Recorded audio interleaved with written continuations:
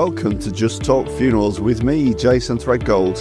And me, Nichola Threadgold. Just Talk Funerals is all about the funeral industry, the people that work alongside us, and an insight into what we do.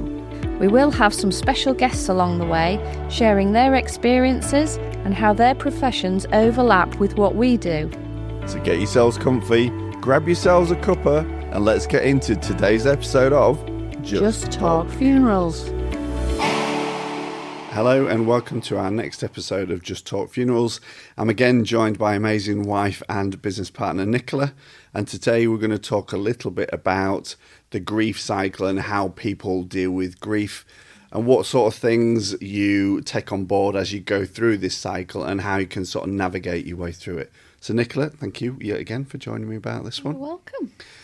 We're going to crack this off straight away by talking about how people perceive the process of going through grief and how they manage it.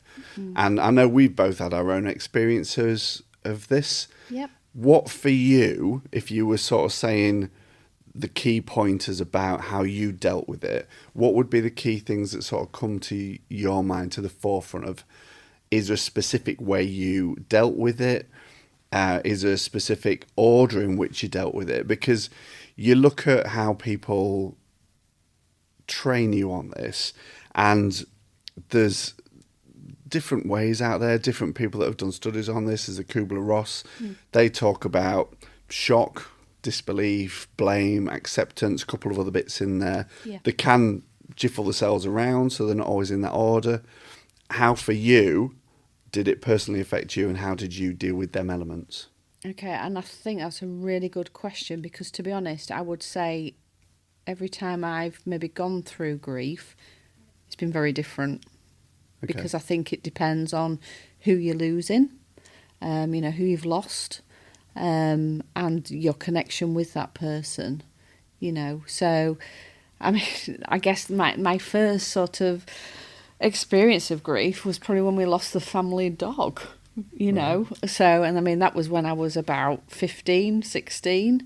For my parents to come home from the vets, and I do remember them coming home and saying that, we no longer had the dog. And I remember being really upset about that. But I do think because I was younger as well, I think I got over that pretty quickly. As much as, we'd had the dog for, I think, about 15, 16 years, so it was a real big part of the family. But yeah, so that was probably my first experience. I mean, I have been lucky in some ways that, I still have my parents, which is a great blessing, but, grandparents, I guess, would be my next sort of stages of where I've lost somebody.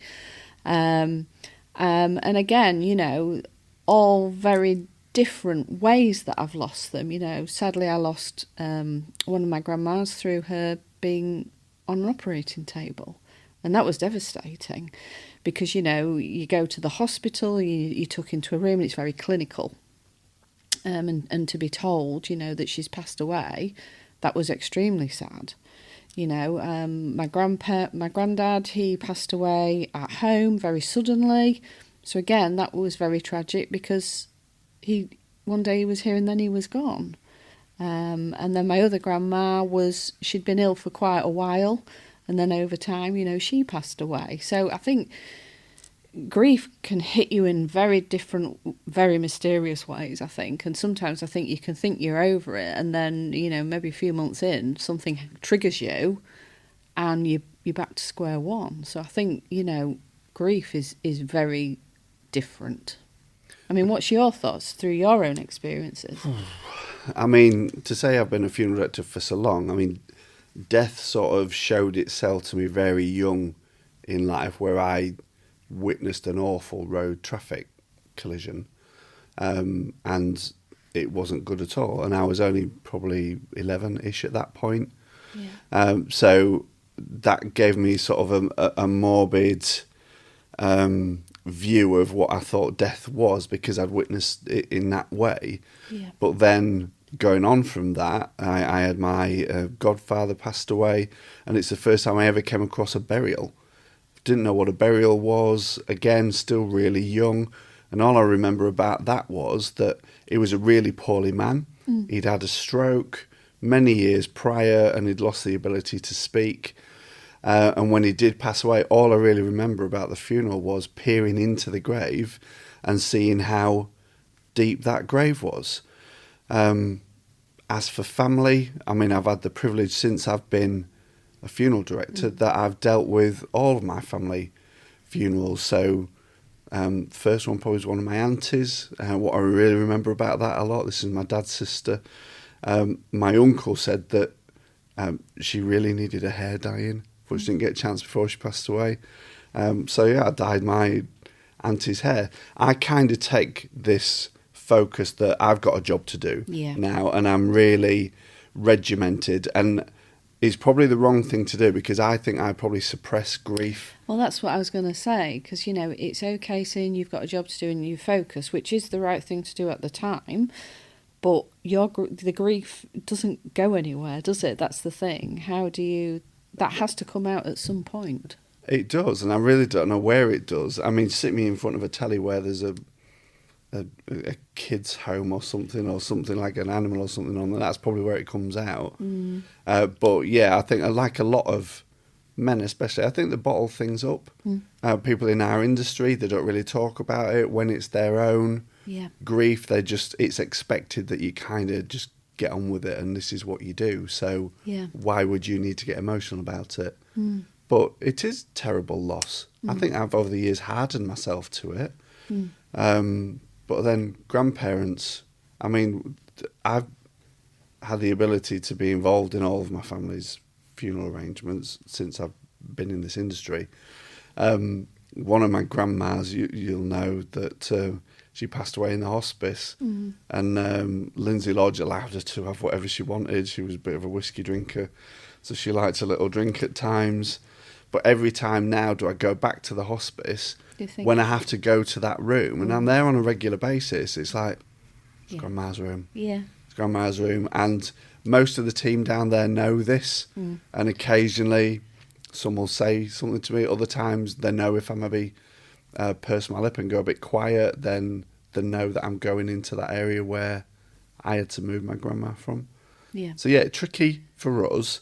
Yeah. But I think what we're sort of going to try and talk about a little bit today, we have our life experiences over it, is how we perceive the public and those that we serve, how they deal with it, and how we, not that we're counsellors because we don't profess to be counsellors, but how we guide people through this cycle, and how a lot of people can get churned up because they think that it's all their fault. Did I miss something? Why didn't we do this? Why didn't we do that? Hindsight, things like that. Blame, isn't it? The blame side of the grief cycle. So I think start off with the first element. Yeah. So if we start with shock. So you're bound to be shocked. When anybody passes away, even if it was expected, you're still going to face shock. Yeah, definitely. So you can prepare yourself as much as you think, but when that moment comes, it definitely comes as a shock. How do you think, from what we do as touch points with families, how we help them sort of move beyond that to the next stage? I think a lot of it is around communication, isn't it? You know, they'll come into our funeral home, or we go to talk to them, and it's about listening to them, isn't it? And understand. You know, some people want to tell you about how they found somebody that's passed away, and you know that's the shock element, isn't it? You know. They want to share that with you, or you know, depending on how they've passed away. I mean, sometimes sadly through like an accident, you know, that shock is very different, isn't it, and very raw. You know, and it is just listening to them and allowing them to talk about their thoughts and their feelings at that moment in time. I think that's just really important. And sometimes we don't have to say a lot, do we? It is just listening. Do you not think part of it's like, because we're impartial, much as we may well know them, they're not an immediate relative, and there's maybe things they don't want to share with the relatives. They don't want to burden them with the feelings that they're having. Yeah. So as a neutral party for us, for them to just literally let the floodgates open to us, I think that kind of lifts Yeah. People, that weight's kind of taken away by allowing them the time just to do that. Yeah, I think you're very right there, because, you know, when somebody's passed away in your immediate family, you know, you get that sense, or some people often say, don't they, well, I don't want to talk to them about it, and it's like a protection thing, isn't it? They're trying to protect members of the family or relatives or even close friends from how they're actually feeling, which in a sense, is that a good thing? Is it a bad thing, really? Because they're not being true. Because then people can probably help them more, can't they? And we see this so often, Yeah. don't we? I mean, even when people, when they've passed away on, say, for instance, they've perhaps taken their own life, it's the same scenario, that they think there's people there that they can't burden their problems with. Yeah, very much so. So, yeah, I think in the scenario where somebody's lost somebody, whether it be tragic or expected, then it is generally best just to talk to anybody and everybody about it. Don't think that you're burdening people.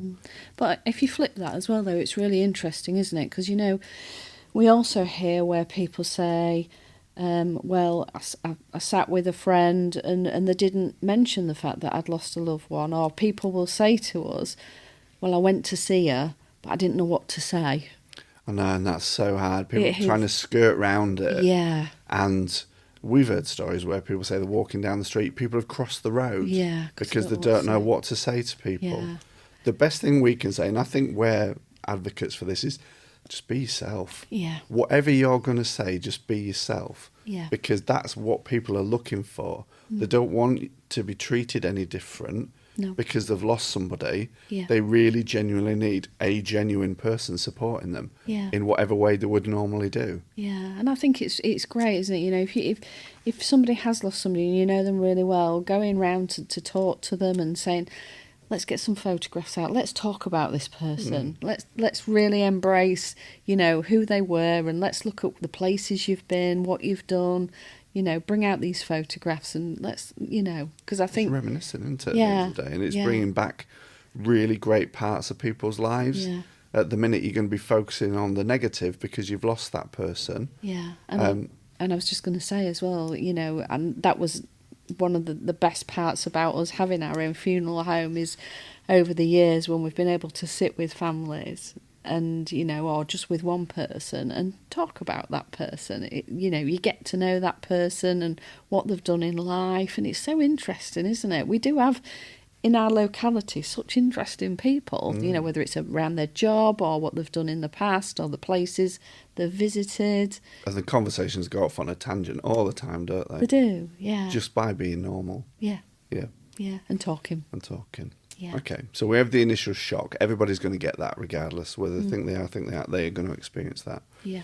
These next couple kind of get a little bit twisted around at times.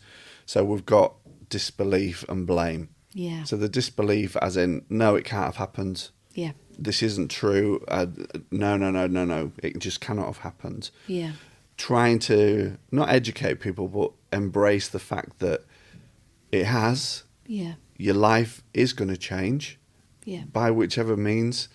And how do we now get used to the new normal? Yeah. We're not saying speed your way through this and you're not erasing somebody, you're not wanting to talk about them. But that disbelief element is people kind of subconsciously deny the fact that the person's passed away. Yeah, and I think with the disbelief part as well, this is where people can get stuck in their grief, can't they? You know, they can't move on because this disbelief. And do you think it's usually around where somebody has died through an accident, you know, they've gone out to work and never come home, or, you know, sadly somebody's taken their own life, you know, that's, I think, where disbelief really hits. Because it twists into the next, which is blame. Yeah. Now, blame, an awful lot of people will think it's their fault. Yeah. I didn't pick up on a key sign. Yeah. What could I have done? Hindsight. Yeah. So disbelief and blame work really closely together and do get twisted up together. Yeah, definitely. It's how you manage that. It's probably not going to be your fault. Very, very rarely is it somebody's fault that somebody's passed away. But you are going to feel that guilt that I should have noticed, we should have got them to the doctor sooner, whatever that reason is. Blame is a really hard one to get past. Yeah, and I think we hear the blame one, where if somebody's taken their own life, and, we'll go to a service, won't we, and you hear through the congregation that are there, or even when they've come to view that person, and they'll say, if only I'd. Yeah. And you hear that a lot, don't you? Because, they've seen that person has sadly died by suicide. And, it is around, if only I'd helped with this, if only I'd taken the time, if only. And, that is the blame, isn't it? And that's really sad. And I think kind of flipping it a little bit away from this conversation is we're advocates for a local group. Yeah. Which deals with trying to prevent suicide. And it is that, just think about people, talk. Don't ask once, ask twice. Don't just say in passing as you walk past them, are you all right, mate? Yeah.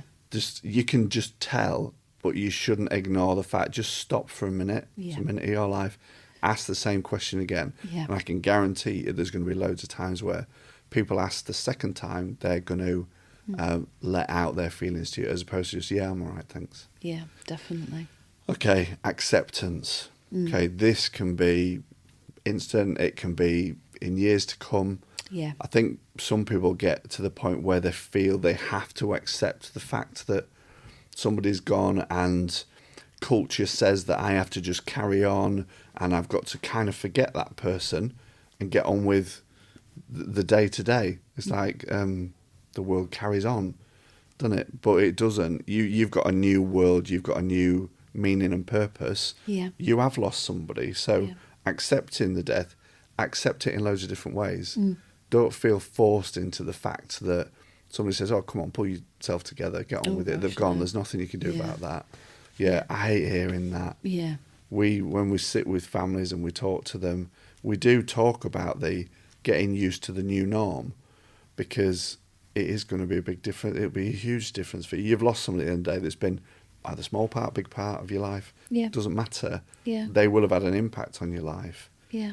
So it's tricky, that one. It really is tricky, I think, for me, how quickly people manage to reach that point. And I think acceptance, I think if we're realistic, we can say, somebody that's lived to 80, 90, 100 years old, we probably accept that death more than we would do if somebody at the age of 12, 16, 20, somebody in the 30s, 40s,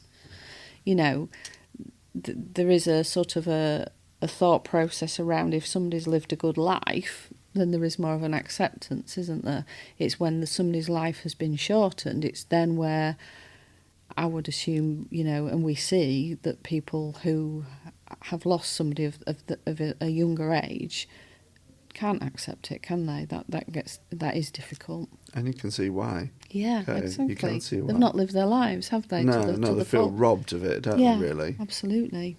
Yeah, definitely. Okay, right. So I've got a few key questions to ask you. Yeah. So as a professional, how has your role shaped your personal relationship with grief? Okay.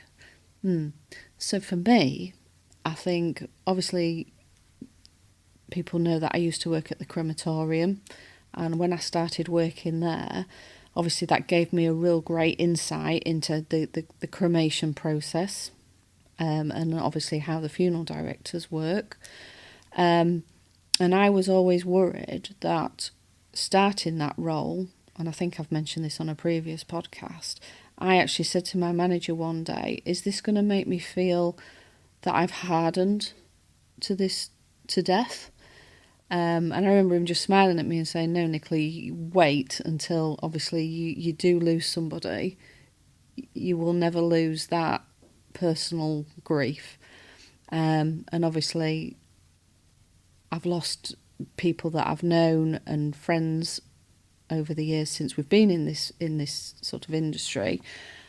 And yeah, I can definitely say that I haven't lost that softness when it comes to grief and feeling upset. So, for me, I think personally, I think it helps me to understand the processes I'm very privileged to be able to understand that, of like how the cremation process works. I can run that through my head in terms of I know what's going on, because I know years gone by, and when my grandparents died, I do remember sitting in the crematorium and thinking, is there really somebody in that coffin, and where are they going when they go through those curtains? It was like, and my mind played tricks with me. I remember feeling that, thinking, well, maybe they weren't in there. Maybe, you know, because I didn't know what happened, you know. Right. So I think having understood and understanding the process, and if anybody is interested, most crematoriums do allow you, they have an open door policy, don't they? And as we have an open door policy in terms of being able to show people how our process is and how we work, I think it's really important, because you can get that side of things out of your head, can't you? Yeah. But I think, you know, personally, I am just like everybody else. You know, if I lose somebody that I have feelings towards, or somebody that I love, I am going to be that person that grieves. I think one thing that sort of affected me in one sense was when it was one of my grandma's funerals. I thought I was hard to everything and nothing's going to faze me. And it wasn't until the day of the funeral, and I knew full well that the family wanted a wedding ring returning, and day-to-day job for me that if somebody wants the jewellery taken off, we take it off, we log it, we know all that. But I went to go and start to try and take my grandma's wedding ring off, and I just physically couldn't do it. My body would just not allow me to do it. Yeah. So thankfully, I was working with a great mate of mine, Dave Duckett, who, as we all know, sadly passed away. He took care of that for me, and he took grandma's ring off, made a bit of a joke about it at the time, like he used to do, and that kind of solved everything. Yeah. So I think, how we deal with it is no different to people out of the industry. We just give the perception that we're maybe hardened to it, but I can assure you we aren't. No, absolutely not. Okay, my next question for you, so beg your pardon, I can't ask myself questions, can I? What surprised you in your own grief journey? Is there anything that sticks out that you think, I didn't think I would react to it like that? Yeah, I don't think there's anything that I've reacted.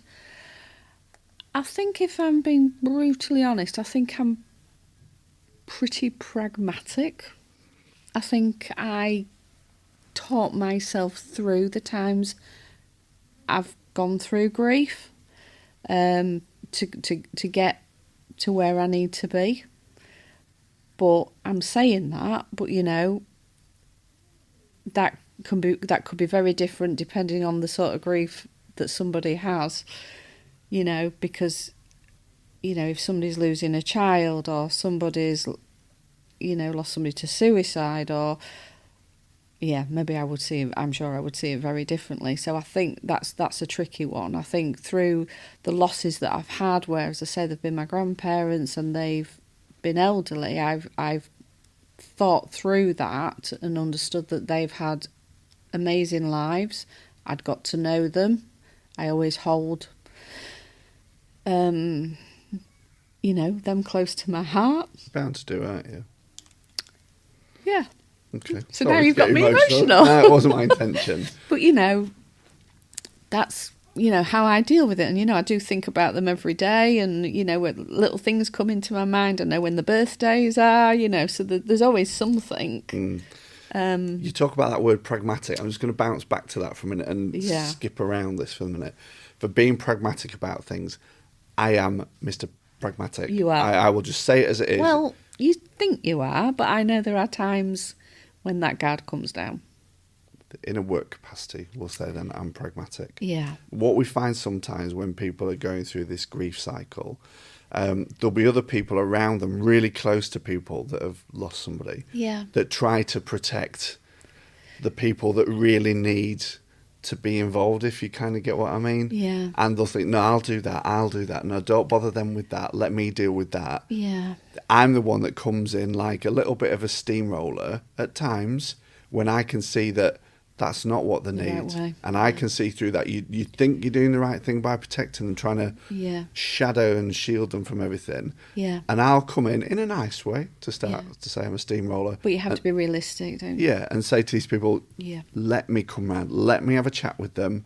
I think it's what they need. Yeah. Because I think they need to hear things as opposed to you getting them second or third hand.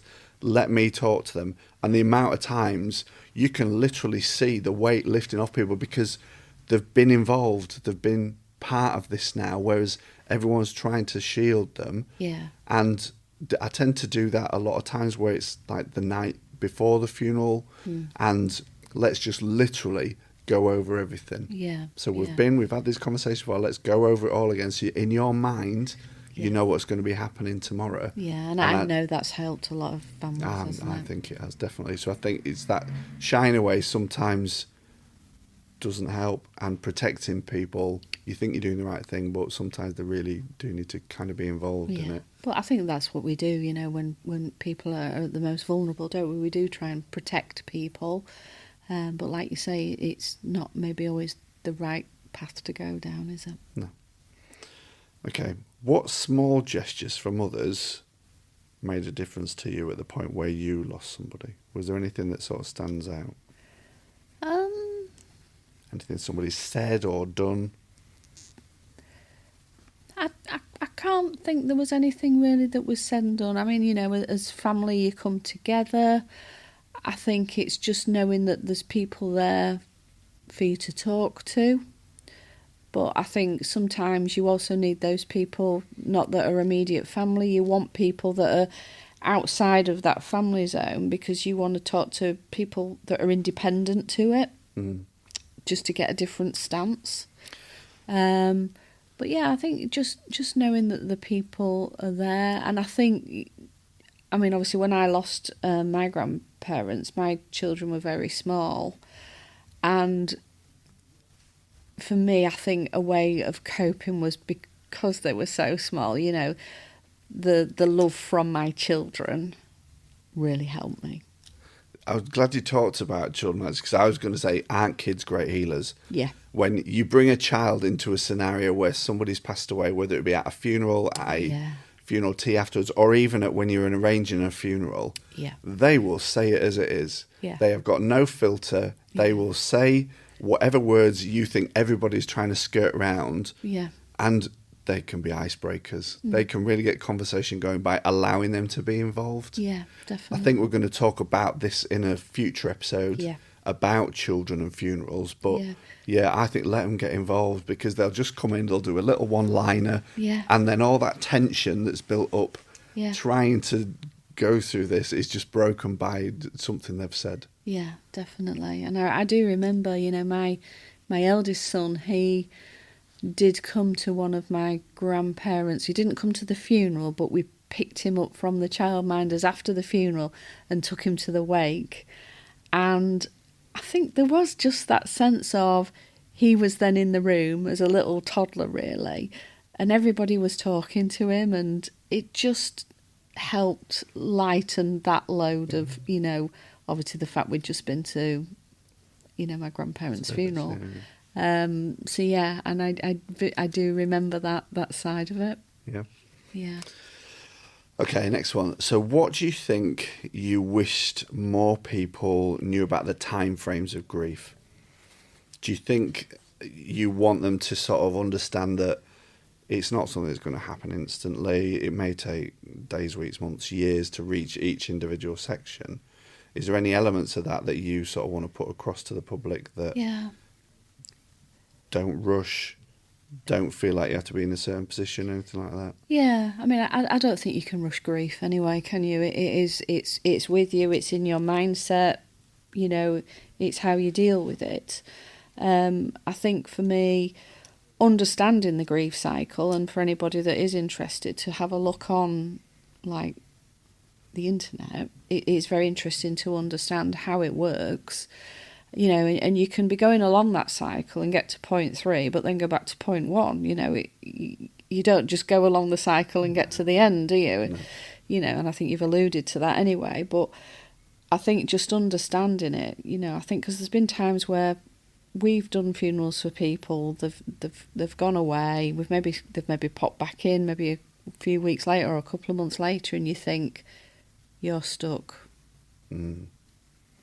You know, and I think identifying that, you know, you're stuck in the cycle at the minute. You can sort of try and have some conversations with them.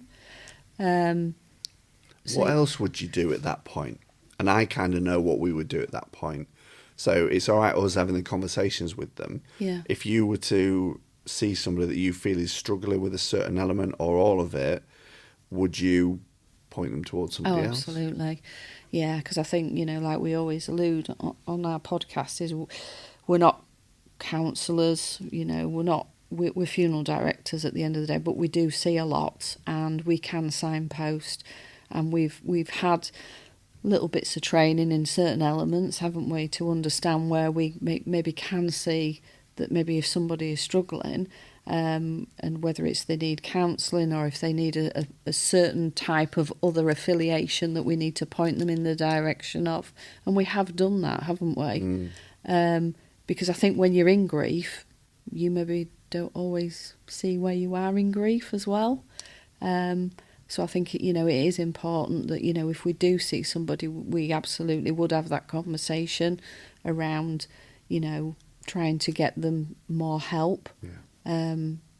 Because, you know, we just aren't that right person for that stage. No. You know. And sometimes going with them Yeah. is help as well. Yeah, definitely. They feel like they don't want to go alone. Yeah, it's scary, isn't it? Yeah, You if know. they're open to that, Yeah. we haven't got a problem with going along and helping through that. Yeah, because I think when you're in grief, you are also at probably your most vulnerable list as well, aren't you? Of course, yeah, people can take advantage of that, can't Yeah, they? definitely. Yeah.